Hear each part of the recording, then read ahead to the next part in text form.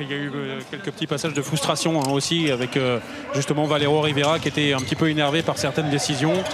Oui, enfin ça fait partie. Déshabillé, mais il est là, il est bien là. Regardez, même avec le maillot. Ah oui, c'est-à-dire le 5 à 7. Hein. Là, il est 17h. Si vous avez besoin vraiment d'un petit but comme ça facile, l'air de rien, il se déshabille plus vite que la musique. Il faut le faire. Théo Monard, magnifique, c'est vrai. C'est-à-dire que nous, ça nous empêcherait de lever les bras. Lui, il a à peine remarqué, hein, Théo, la puissance de ce garçon qui ne cesse. Talent, tout. Vraiment, il est complet. Lui aussi, on le verra lors de la deuxième salve du rassemblement de l'équipe de France.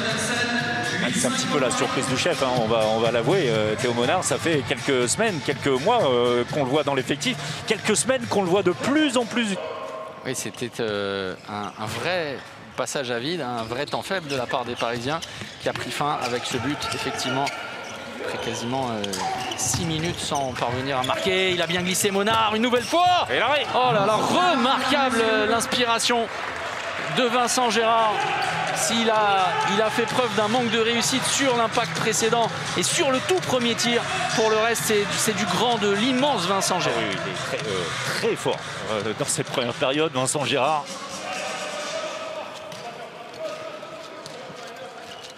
Ça fait 9 parades hein, quand même. Oui. Voilà, les statistiques sur 11 buts encaissés seulement. Hein. 45%. Et derrière, eh bien, Elohim Prandi sonne la révolte pour l'égalisation à 11 partout. Le temps mort a été utile.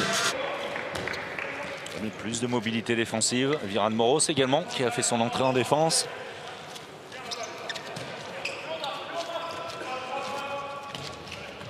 Et 25 tirs tentés pour les Nantais contre 20 seulement pour les Parisiens. Voilà le 21e. Le ballon rendu, récupéré, ce tir qui s'est fracassé sur la barre. Mine face à Viran Moros. Oh, énorme! Emric Mine. Avec Viran Moros qui n'a pas pu effectuer le changement. Benoît Kounkoud qui redescend. Emric Mine avec Cavalcanti. Se change le ballon, le bras va se lever. Cavalcanti qui attaque Kounkoud et Gourbindo qui aurait pu aller dans l'intervalle. Il décide de décaler. Balaguer bien lui en a pris à nouveau plus 2 en faveur du H. Un mouvement qu'on a vu de si nombreuses fois du côté du H. Cette passe de renversement de Gourbindo et ça se termine sur un Balaguer très concentré. Balaguer face à Vincent Gérard pour prendre 3 buts d'avance. Le H débute cette deuxième partie de manière rêvée.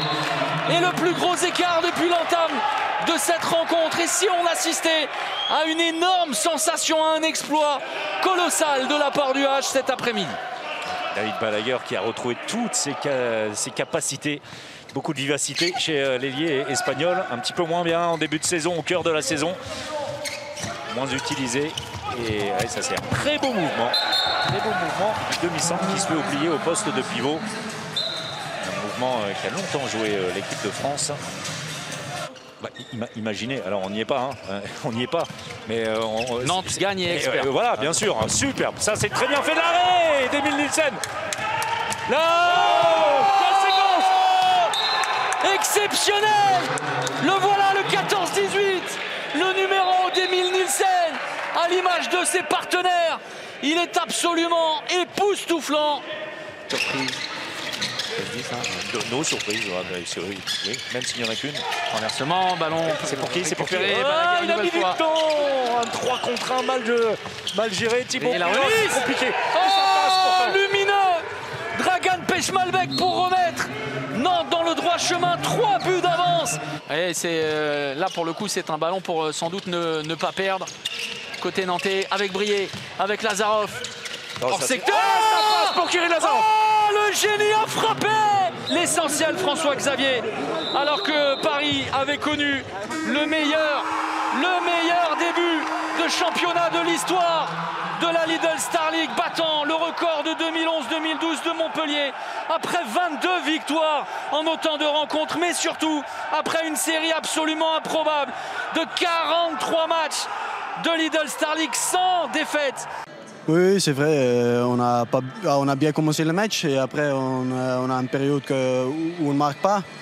Et oui, après, deuxième mi-temps, on a joué plus 7 contre 6 pour marquer plus facilement. Et Mais Nantes, ils ont super joué, ils ont bien défendu, ils ont bien battu jusqu'à la fin. Et c'est à nous de revoir qu'est-ce qu'on on doit progresser pour la prochaine match, quoi. Oui, parce que généralement, c'est vous qui donnez et gérez le rythme de la rencontre. Là, vous vous êtes peut-être fait prendre à votre jeu, finalement.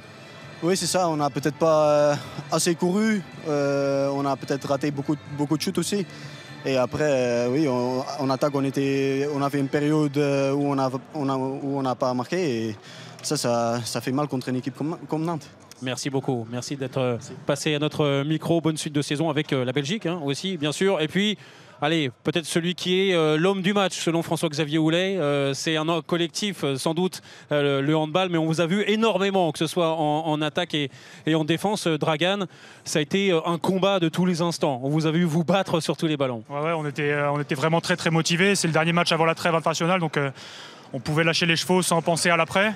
Chacun va rejoindre la sélection nationale, mais c'est vrai qu'on a fait un super match de défense, plus que d'attaque. Mais comme disait Thierry Anti, si on veut gagner contre Paris, il faut prendre moins de 30 buts et c'est ce qu'on a très bien fait ce soir. Alors ça a été finalement petit à petit, parce que sur le début du match, vous êtes un peu pris par le rythme des Parisiens, vous rentrez un peu dans leur rythme aussi, et puis vous calmez un petit peu le jeu, et ça va mieux après. Oui, on s'est fait complètement avoir par le tempo du début du match. On a été passif sur certains ballons, ils ont joué lentement, mais ils ont su accélérer sur les montées de balles, les contre-attaques, et on s'est fait punir. On était un peu trop bas, on a pris des shoots à longue distance et on a su régler ça à partir de la minute 10 et on a très bien déroulé après. Alors ça vous donne une énorme confiance. Déjà vous partez alors pour la trêve internationale avec beaucoup de confiance, de joie aussi. On voyait votre joie au coup de sifflet. Et puis pour la fin de la saison, que ce soit en France ou que ce soit en Coupe d'Europe, ça peut donner une fin de saison magnifique. Oui, c'est une confiance énorme qu'on vient d'acquérir ce soir. On sait qu'on peut battre les meilleurs quand on est dans un grand jour, mais malheureusement, quand on est dans un jour moins bien, comme on l'a vu à Nîmes ou Toulouse, on peut perdre des points bêtement. Et j'espère qu'on arrivera à accrocher les places devant à la fin du championnat. Merci beaucoup. Merci, bravo encore.